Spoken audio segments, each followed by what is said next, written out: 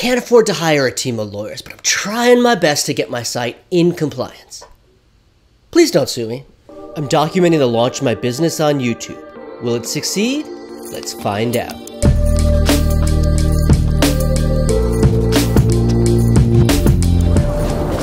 So the startup group in Brooklyn just gave me some free legal advice. Let me tell you what I learned and how I'm implementing it. So that was about a month and a half ago. It was actually at this very cool space in Crown Heights called Electropositive. And it was put on generously by the Center for Urban Business Entrepreneurship, which gives legal advice to startups here in Brooklyn. And I met with some young lawyers there, and they gave me some great advice. Now, I should give you a disclaimer, the same one they gave me. This is not legal advice. This is not an attorney-client relationship. You know, this advice that I'm giving you is worth what you paid for it. Don't sue me. It's a kind of running theme, don't sue me. But I asked them a bunch of stuff about intellectual property, company formation, but I want to focus on the things I could really do something about, which are terms and conditions and privacy policy, and basically other documents I can put on my website. And I was actually worried more about some other stuff, but this turns out to matter, but also to be solvable. So I noticed most sites had these. This is just Webflows as an example. This is their terms of service and their privacy policy. And I was sort of wondering, what do I need and how much do I need?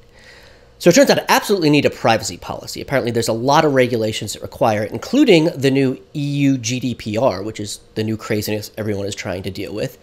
And the terms of service, you know, certainly helps you with a lot of things and probably makes a lot of sense to use it.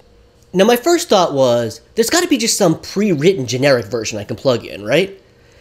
Like, I've dealt with legal documents before, for example, model releases for photography, and there is a generic version. You can just print out, find it online, there's a bunch of them, print it out, get somebody to sign it, and you're set. Turns out, not so much with this, because every site's a little different, each of them do different things, and when you talk about things like terms of service, you got to talk about your service.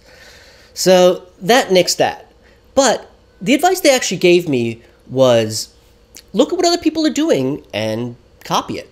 Like, she actually was an intellectual property lawyer. She said, don't literally copy it. Copy the spirit, rewrite it in your own words, but look to what things they're protecting and copy it.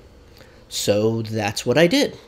So I needed to start somewhere, so I wanted to see if there's one I could just copy outright. Turns out there is. If I go to WordPress.com, and I looked at Automattic, who are the makers of WordPress. It's Automattic with 2 T's.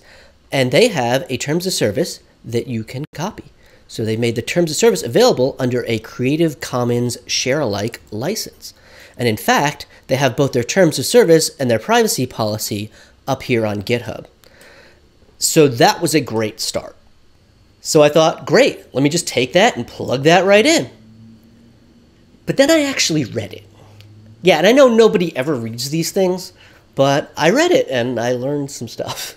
And I learned that these documents were prepared by and for Automattic at their cost, and it was very specific to what Automattic needs, which makes sense. I mean, they're generous enough to make it public or under Creative Commons, but it is by them and for them. And so they do a lot of things.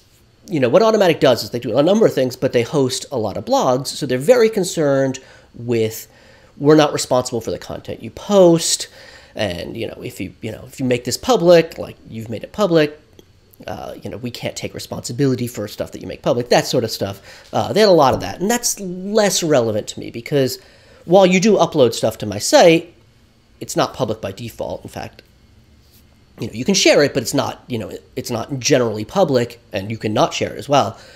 And my clients are very concerned about security, so they don't want it public, and a lot of these are new products or new marketing campaigns that the client wants to see, but you do not want public. So I want to be very clear that these are not being shared, these are very secure. And I want to be clear about it in my code as well. I want to be, my code needs to be secure, but I also want to make sure that it's clear in my privacy policy and terms and conditions that these are not going to be public. I want to be clear about licenses. I mean, my product is used to generate images that can be used for presentations, that can be used for even posters or, product shots on, like, say, Amazon. So I want to be clear that you have a license to use it however you want. But at the same time, you don't have a license to just take a generic version of mine and resell it on a stock site. So yeah, so I want to look at a number of different options to be able to put in my terms and conditions and privacy policy. So I took the advice of the other attorneys and saw what other people are doing. For example, back to Webflow. Webflow is a website generator, so they're generating stuff that you want to legally use yourself. I also looked at stock sites, Shutterstock, for example, looking for how stock licenses are worded and how image and other licenses are worded, so I could take some ideas from them. And I should emphasize that I looked at many sites. These weren't even two that I looked at all that closely. And I didn't copy from them. I did phrase it in my own words, took ideas from different sites. So yeah, don't sue me. So I kind of mixed it all together and put it on my site. Let me show you. So you see it when you try to log in, or when you try to sign up. It has terms of service and privacy policy. And it just pops right up, and there you go. I adapted it from Automatic, but changed it quite significantly. And of course, it is still very much under Creative Commons, so you can take it as you want.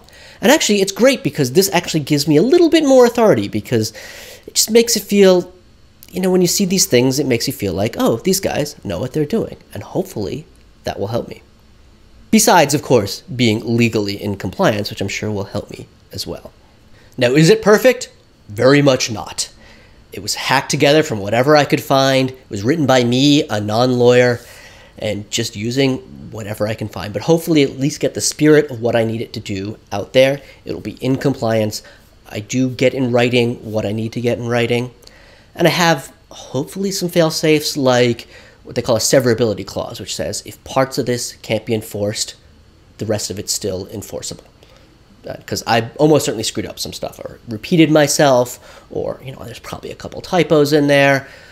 But as I said, it's written to get what I need to say out there, and mostly did it in fairly plain language. I mean, actually, most of these are not written in crazy ass legalese. They're mostly written in fairly straightforward things. So I just kind of copied that idea and did that.